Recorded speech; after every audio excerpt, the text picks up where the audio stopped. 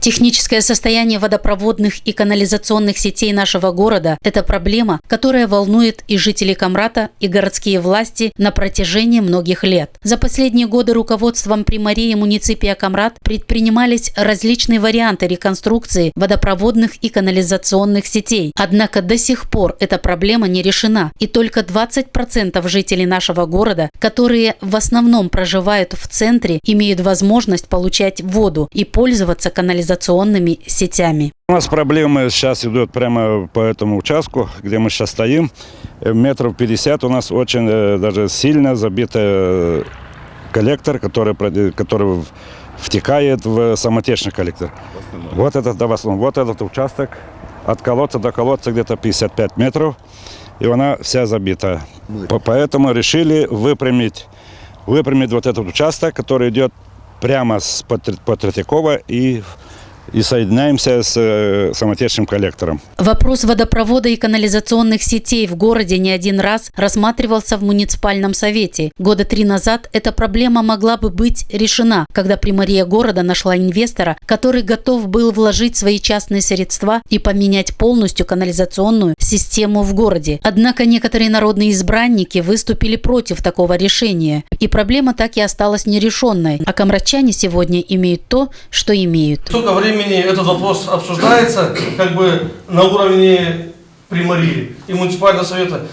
Почему все-таки мы не внесли предложение, чтобы провести опрос и чтобы жители сказали, сдавать в концессию услуги водоснабжения и канализации или не сдавать? Людей, в принципе, их не интересует путь, который, то есть их интересует не концессия, многие даже не понимают смысла вообще, может, даже этой концессии.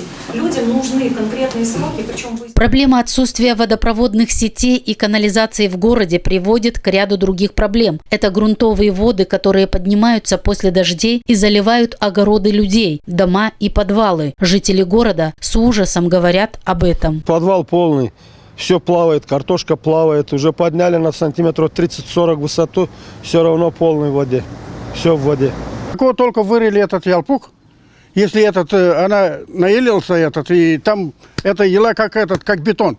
Куда пойдет эта вода? Есть вода, но я его никуда не выкачиваю. Она как стоит там, где-то она под пояс. Водопроводные и канализационные сети в городе Камрат были построены в 60-е годы прошлого столетия. Неудивительно, что за это время техническое состояние ухудшилось. Канализационные сети пришли в негодность и постоянно требуют ремонта. Однако частичные ремонты не решают данную проблему. Старый коллектор постоянно забивается стоками, а на ремонт требуются новые вложения. Нам достались канализационные сети в таком очень плачевном состоянии. Что можно сказать? После того, как мы обследовали самотечный коллектор, но в том числе и очистные сооружения, конечно, это все печально, очень печально. Что касается самотечного коллектора, проблем моря, я удивляюсь, как этот коллектор еще функционирует. Коллектор был построен очень давно, в советские времена, вы все об этом знаете.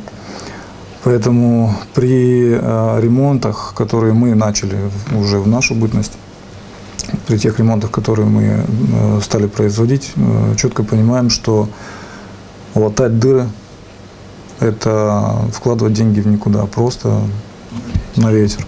Конечно же, решить эту проблему для нашего города, который сегодня является столицей автономии, лицом Гагаузии, жизненно необходимо в самые короткие сроки. Силами Примарии и муниципального предприятия «Суканал» здесь не обойтись. Нужны серьезные инвестиции. Чиновники города это понимают и знают. Однако сегодня, в век новых технологий, когда страна равняется на развитые европейские страны, а люди хотят жить достойно, проблема воды должна быть у руководства региона и местных властей на первом месте. А какой путь изберут, им решать. Главное, чтобы граждане имели возможность круглосуточно пользоваться качественной, недорогой водой.